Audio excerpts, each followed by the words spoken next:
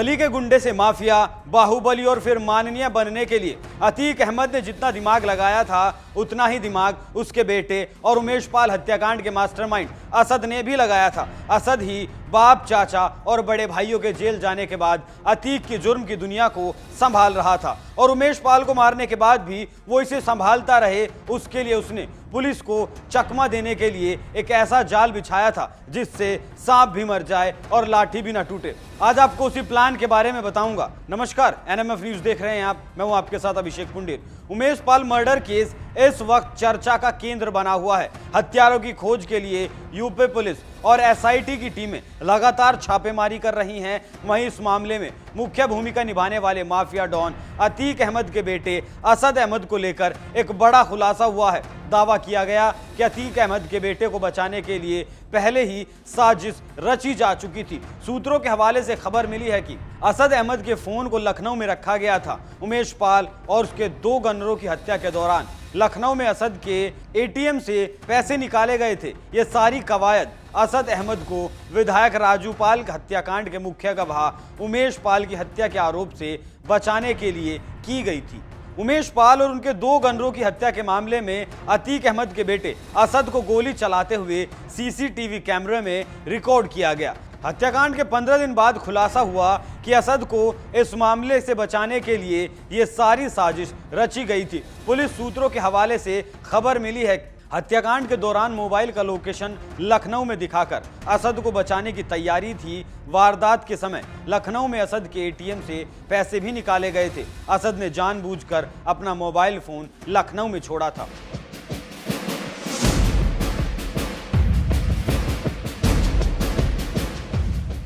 लखनऊ के महानगर इलाके में यूनिवर्सल अपार्टमेंट में असद अहमद का फ्लैट है। हत्याकांड की वारदात के बाद असद अहमद के फ्लैट पर छापेमारी भी की गई। इस दौरान उसके सामान को जब्त किया गया। पुलिस सूत्रों का कहना है कि मोबाइल फोन का लोकेशन और एटीएम कार्ड के इस्तेमाल के जरिए असद के घटनाक्रम में शामिल ना होने की प्लानिंग की गई थी। असद के घटना के दौरान प्रयागराज में नहीं लखनऊ में रहने की बात को सच साबित करने की साजिश रची गई। असद की बुआ आयशा नूरी ने भी एक टीवी चैनल से बातचीत के दौरान घटना के वक्त उसका लखनऊ में रहने वाली बात को कबूला था। असद के एटीएम कार्ड के इस्तेमाल की आशंका उसके किसी करीबी से लखनऊ में कराए जाने की बात भी सामने आई है।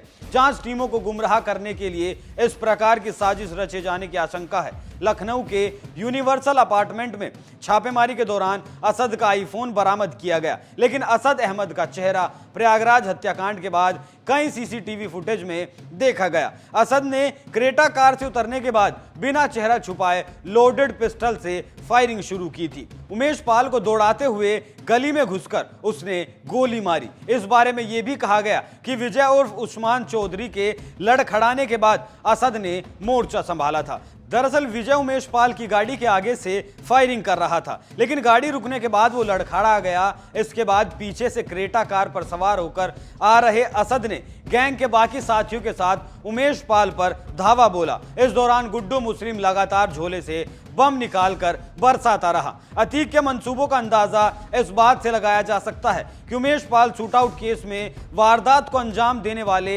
एक भी शूटर ने चेहरे पर नकाब नहीं लगाया था। अतीक के बेटे असद ने भी पहचान छिपाने की कोई कोशिश नहीं की। शूटआउट को फिल्मी अंदाज में बेखौफ तरीके से सिर्फ इसलिए अंजाम दिया गया ताकि अतीक और उसके गैंग का टेरर फिर से कायम किया जा सके।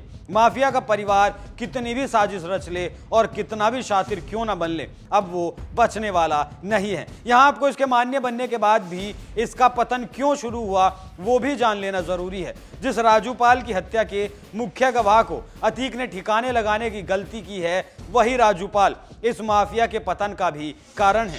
वो 18 साल पुरानी कहानी भी सुनिए। 25 जनवरी 2005 का वो दिन था जिस दिन उस वक्त का इलाहाबाद गोलियों की तड़तड़ाहट से गूंज उठा था। वो तड़तड़ाहट न सिर्फ इतिहास बन गई बल्कि उसने अतीक और उसके परिवार के सियासी करियर को भी तबाह करके रख दिया।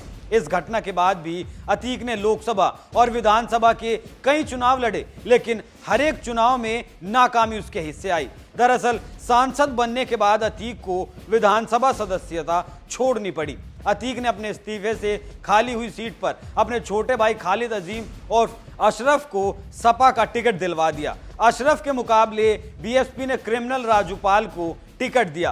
दो बाहुबलियों की लड़ाई में अशरफ चुनाव हार गया और राजूपाल विधायक चुन लिया गया। विधायक बनते ही राजूपाल पर कई बार जानलेवा हमले हुए, लेकिन हर बार वो बच निकलता। 25 जनवरी 2005 को शहर के धूमनगंज इलाके में विधायक राजूपाल की दिन दहाड़े हत्या कर दी गई। विधायक की हत्या का आरोप अतीक और अशरफ पर लगा। इस मामले में दोनों भाइयों को जेल भी जाना पड़ा। राजूपाल की हत्या के बाद सिटी वेस्ट सीट पर दूसरा उपचुनाव हुआ। तत्कालीन मुलायम सरकार ने इसे अपनी प्रतिष्ठा से जोड़ लिया और सरकारी मशीनरी की मदद से अशरफ विधायक चुन लिया गया। इसी सीट से साल 2007 के चुनाव में अशरफ और 2012 में अतीक को हार का सामना करना पड़ा था। राजूपाल की हत्या का आरोप अतीक के गले की ऐसी फांस बन गया जिससे वो आज तक भी नहीं उबर सका और अब वो उसके लिए नासूर बन चुका है और अब मिट्टी में मिलने की कगार पर पहुंच गया। योगीराज में अतीक और उसके गुर्गों के साथ ही तमाम करीबियों के खिलाफ भी बड़ी कार्रवाइयां की गई, उसकी कमर तोड़ दी गई, लेकिन गुनाह की दुनिया का खात्मा होना अभी पूरी तरह से बाकी है। उमेश पाल शूटआउट केस के बाद जारी किए गए आंकड़ों के मुताबिक योगीराज में माफिया अतीक के गैंग पर कुल 144 कार्रवाइयां की गई। गैंग से जुड़े हुए 14 लोगों की गिरफ्तारी हुई। 22 करीबियों की हिस्ट्री शीट खोली गई। 14 लोगों के खिलाफ गुंडा एक्ट की कार्रवाई की गई। 68 शस्त्र लाइसेंस रद्द किए गए। 2 लोगों को जिला बदर किया गया। गैंगस्टर एक्ट के तहत 415 करोड़ की संपत्ति जब्त की गई। 751 करोड़ रुपए की अवैध संपत्तियों का ध्वस्तीकरण किया गया।